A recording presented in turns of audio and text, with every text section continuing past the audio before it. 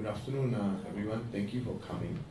We're very pleased today to have with us Lieutenant General retired Prakash Menon to speak about India's experience in counter-terrorism. Lieutenant General Prakash Menon served in the Indian Army for about 40 years. He retired in October 2011. He has served as the military advisor in India's National Security Council Secretariat for close to more than 3 years actually. And during the course of his service, he has extensive operational experience in places like the Siachen Glacier, the line of control in J&K, and in counter-insurgency operations from 2009 to 2010. He was also, from 2009 to 2010, he was the commandant of the National Defence College in New Delhi. He has been nominated by the Government of India as a member of the expert group for the establishment of the Indian National Defence University. Lieutenant General Menon holds a PhD in Defence Studies from the University of Madras. I think Sir will speak for about half an hour, is that okay? And then Sir will leave us some time to have some questions and answers, which I'm sure there will be a lot of. So I won't take up too much time as the chair. I hand the floor over to Lieutenant General Prakash Menon. Thank you. Thank you. Let me first thank Mr. Suryanarayan and the ISAS for giving me the honor of speaking here. I'm going to speak to you on India's experience in counter-terrorism, and my credentials for speaking on the subject actually is that I've spent a lot of my operational tenure, right from a colonel to a brigadier to a major general in the state of Jammu and Kashmir. And that's the credential, but I must start with a small story. And this is about this professor giving a talk on terrorism. And he was going on, and somebody just stopped him and asked him, he says, actually, how can you speak about terrorism when you have no experience on terrorism? So he said, yeah, you think so? He says, I've got 40 years of experience, he says. He said, how's that? He said, I've been married for 40 years. So, and that's a gender neutral statement, so please, I said a professor. Let me start with a small story, and this is a true story. I was at that time a major general in charge of operations in the complete state of J&K. I was known as the Major General, General Staff. So I was the head of operations for the complete state of J&K. So I have this report in front of me which says that there is an intercept, and we used to have these mobile intercepts at that time, which says about somebody in north of Kashmir. There's a group there speaking to a person in the state of Kerala. I come from the southern part of India, from the state of Kerala.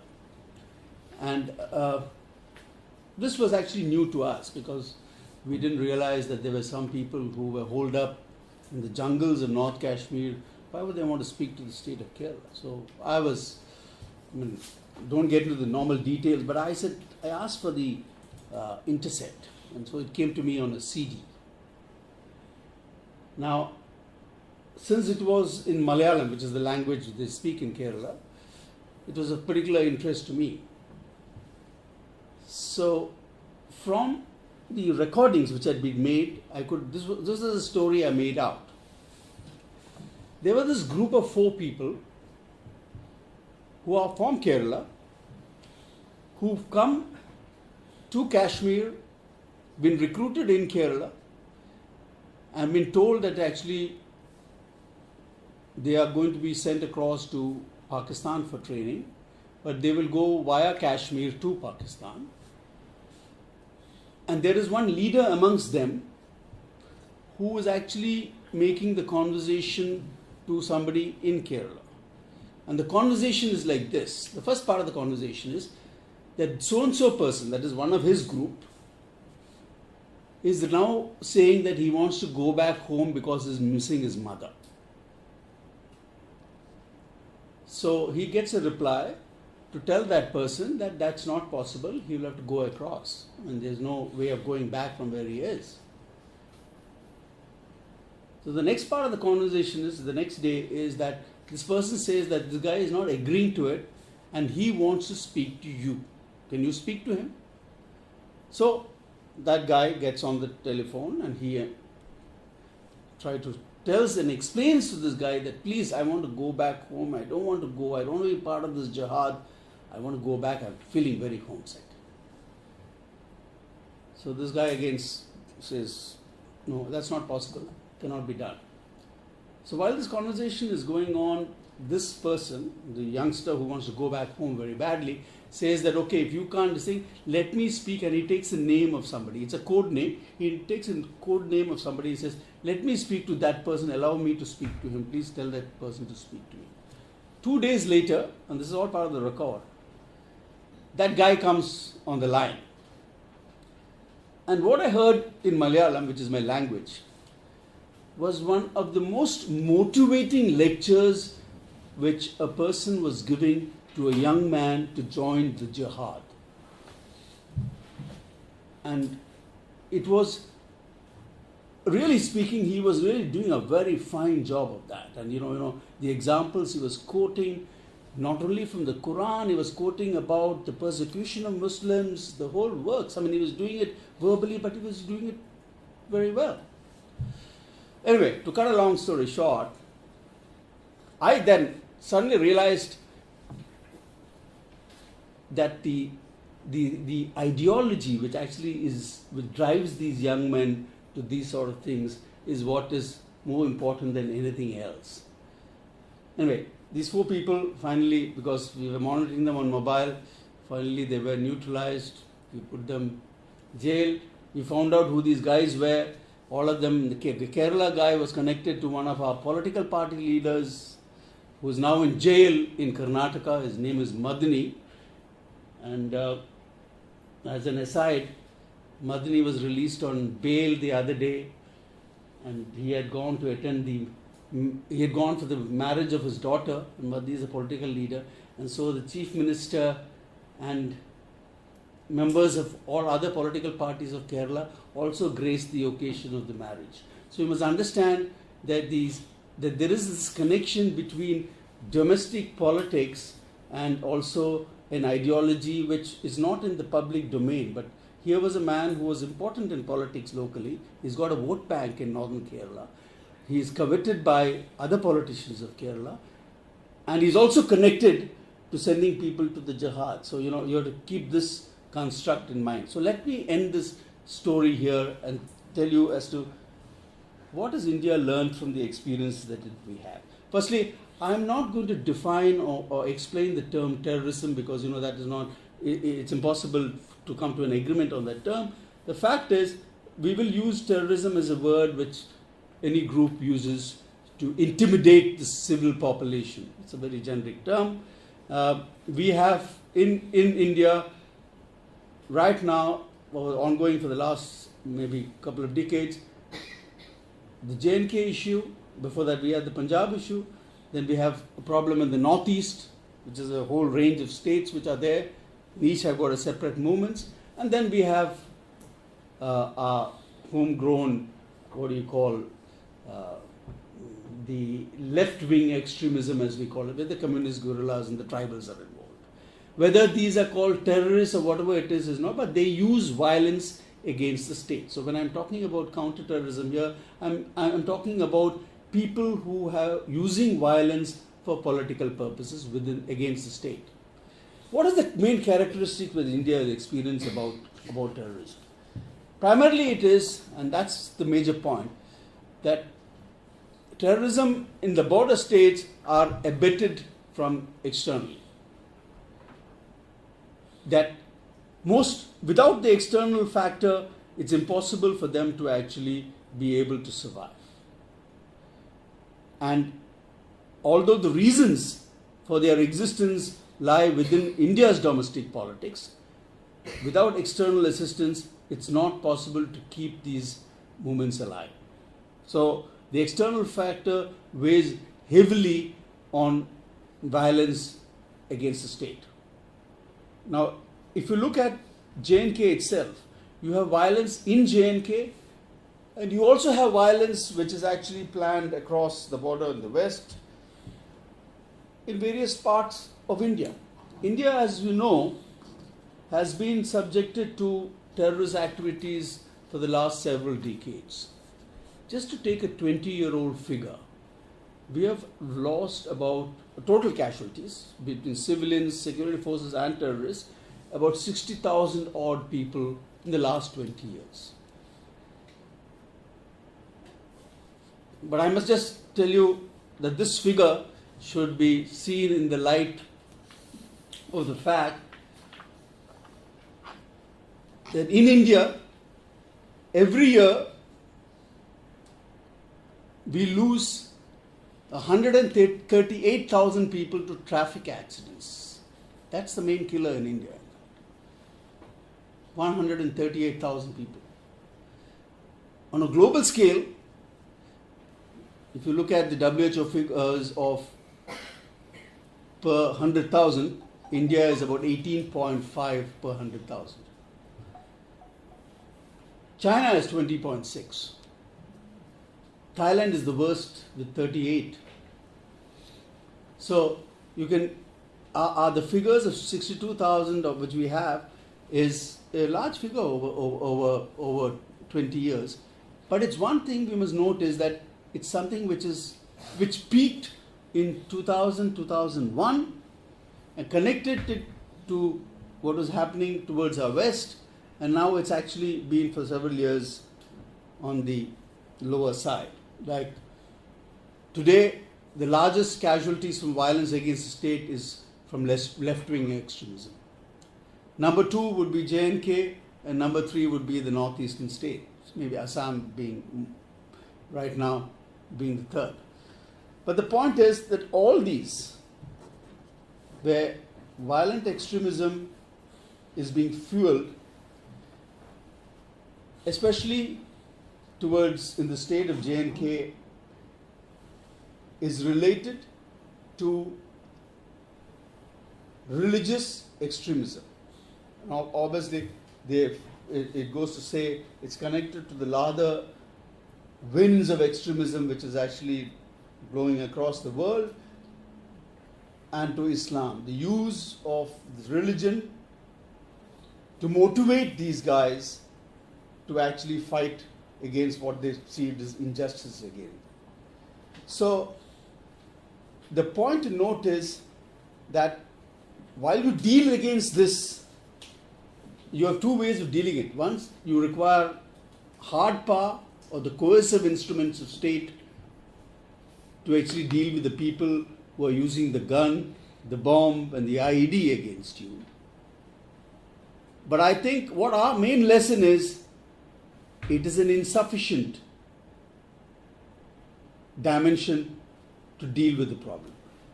The main thrust of the effort should go to decide or to deal with the ideology which is actually driving the effort. And that's where the difficulty is. So if you look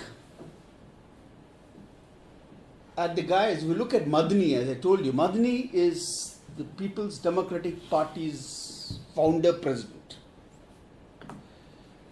To get him into the legal fold for what he did was a Herculean task, because the Kerala government, which is Congress government, could not possibly have proceeded against him because of domestic politics of that state. Finally, he was linked to a terrorist bomb action in the neighboring state of Karnataka. And he could be dealt by the law only by the police of that state.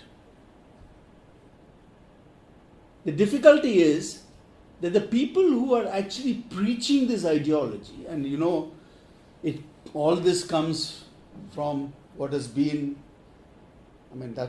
it's practically across the globe is the growth of Wahhabi Islam or Salafi Islam, whatever you want to call it, which has actually been for the last 20-25 years aided by Saudi Arabia. They have a special ministry.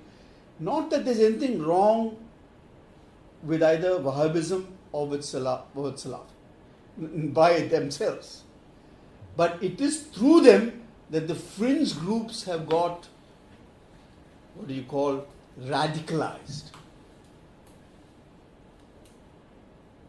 By them, you cannot stop somebody preaching Wahhabism or Salaf. That you can't do. But what has happened is, because of a particular type of ideology, this has been used by some people to radicalize the youth.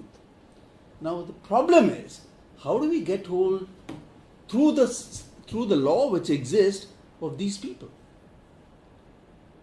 Very difficult, because it's difficult to find proof. You might record a speech, but normally it does not stand scrutiny in a court of law.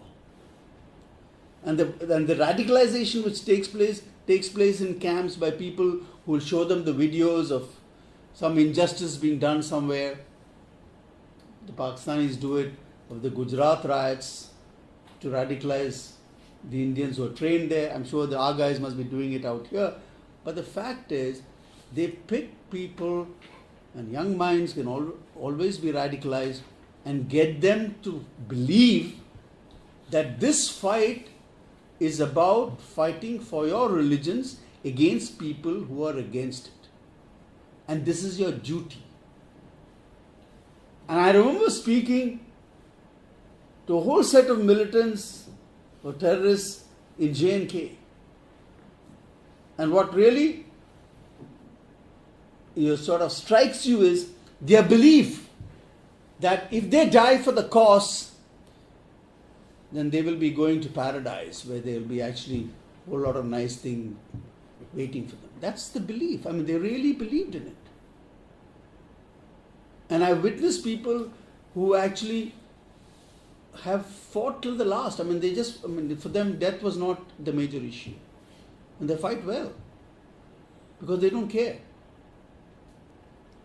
So you have this capability today, and it's getting more and more, where you can actually influence the minds of the youth quite easily. And the example of the IS, the Islamic State, is in front of us.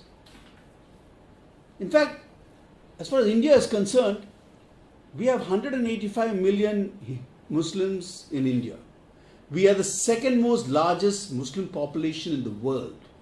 Yet, till now, and I touch wood, there are only 7 persons who have gone from India to join the Islamic State. And I'll tell you, there is a reason why this is there. Why is it that hundreds of people have gone from the West, from the most developed states, from the United States, from the UK, from small states like Belgium, Netherlands, and so on, France? And I think the main reason why this is happening is because they belong to states where actually, at least whether it's true or not, they perceived that they are being prosecuted. They perceive that they are not being given their due, and that therefore they are much easier to radicalize. One of the things we learned is, when you try to deal with this problem, don't try to deal it with the heavy power of the state. And especially in a country like India, where the police as an institution has a whole lot of pathologies by which we have not been able to overcome. When we have a bomb in Hyderabad, then the first thing the police normally does is to pick up innocent people.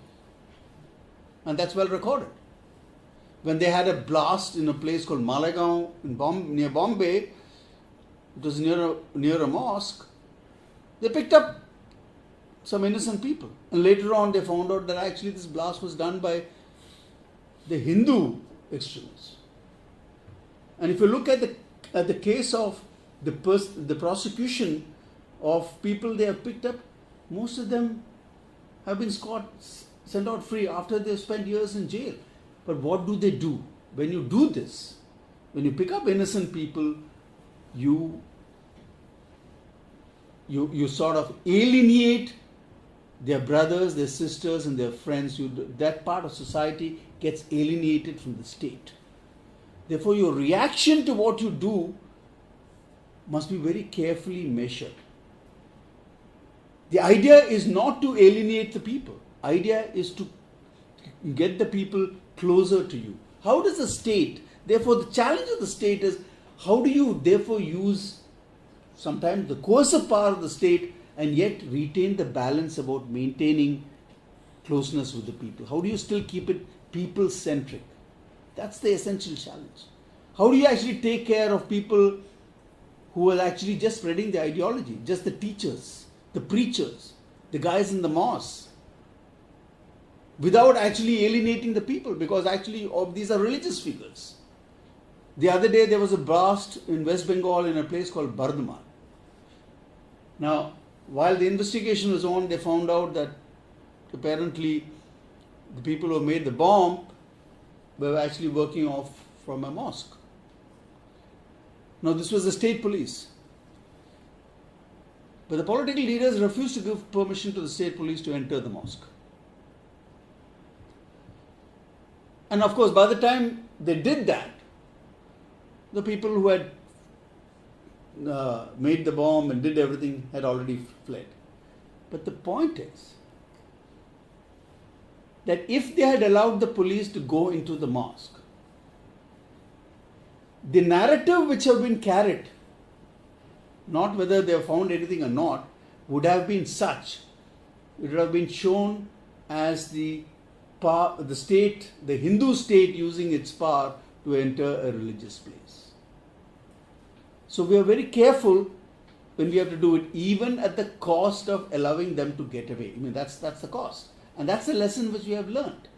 That your reaction and how you use the coercive elements must remember that you do not alienate the people. It's not an easy task.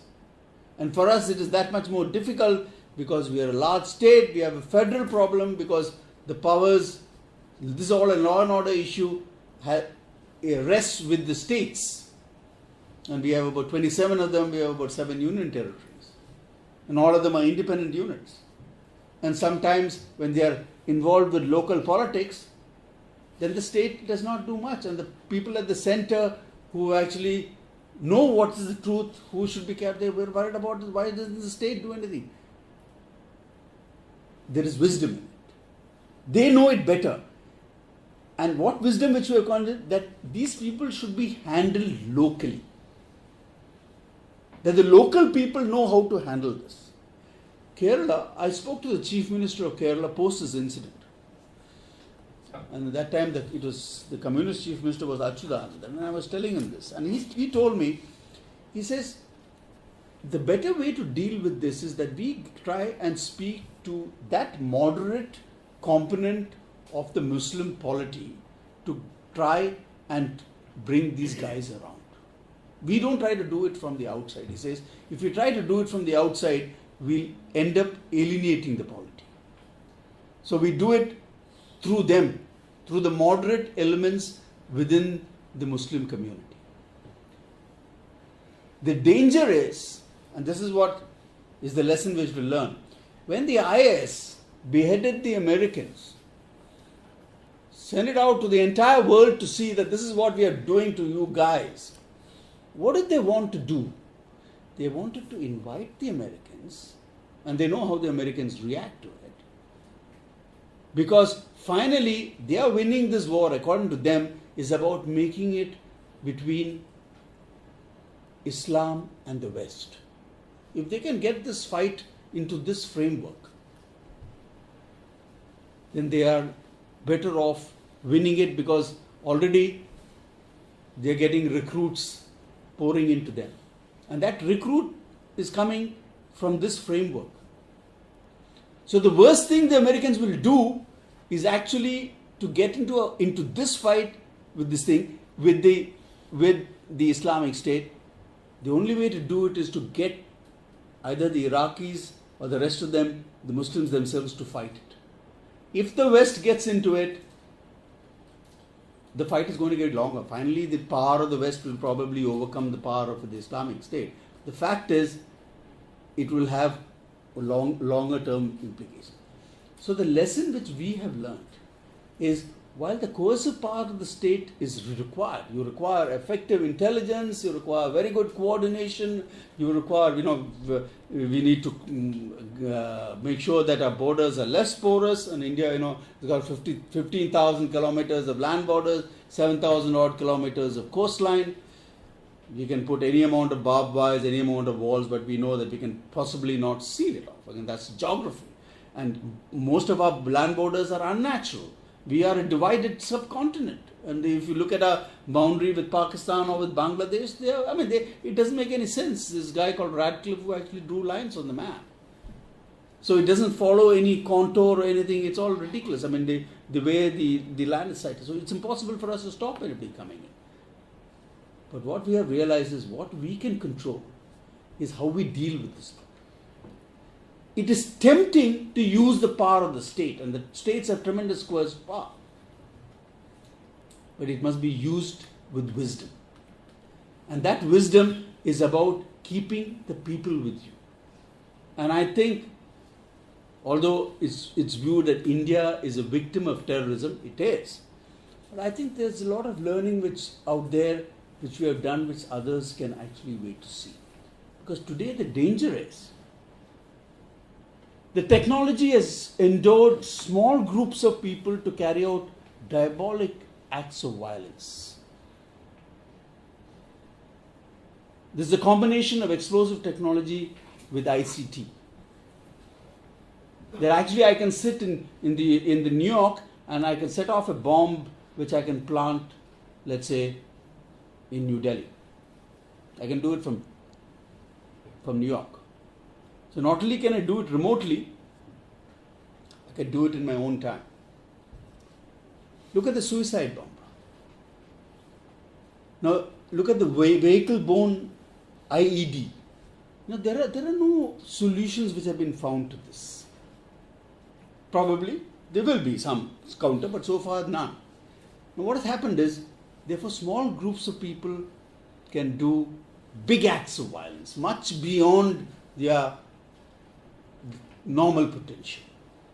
And therefore, small groups of people can hit the big guy and invite a big reaction, an overreaction, which he can capitalize. A terrorist succeeds when he makes you react much more than the act which he has done. When he gets you to shut down your own liberties first, gets you to suspect everybody else. If you go to the United States today, or you go to the West, if your name is Muhammad and you've got to go through this thing, then you're treated differently. If your name is Khan, you're treated differently. I suppose from their point of view, they're trying to do what is a security check. For a person who has to go through that experience, he looks at it differently. What have you done? You alienate people. This is exactly what the terrorists want you to do. They want you to divide. So the larger Indian lesson is, if anything happens and which is big, and for a state like Singapore for that matter, watch out for what your reaction is. Be careful of how you react in revenge. Because at that point, you want to actually get back at anybody who has done harm to you. But that guy wants you to do exactly that, overreact. Get hold of the wrong people. Alienate people so that he becomes more powerful. The drone, as a weapon of war which the United States uses in the Northwest Frontier Province, is probably effective. It's killed a lot of militant leaders. But it is also pouring in recruits to the Taliban. So it's a short-term containment measure which the United States is doing.